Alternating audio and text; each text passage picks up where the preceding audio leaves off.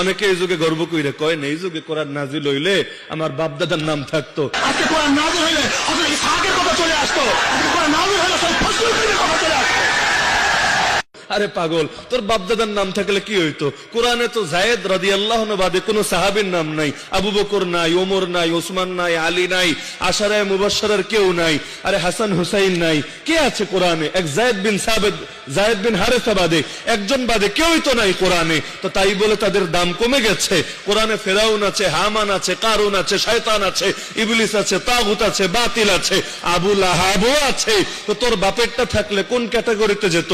ফেরাউনের ক্যাটাগরিতে না যায়েদ ক্যাটাগরিতে? কোরআনে থাকলেই কি দামি হয়ে যায় নাকি? কি মনে হয় কোরআনে থাকলেই দামি হয়ে যায়? তা আবু লাহাব বলবে আমি তো সবচাইতে দামি। এই বাতিলদের মস্তিষ্কগুলো এমন হয়। আবু জাহালের কল্লা কাটবে ইবনে মাসউদ রাদিয়াল্লাহু আনহু, কল্লা কাটার সময় আর ভাব যায় না, তখনও ভাব মারা।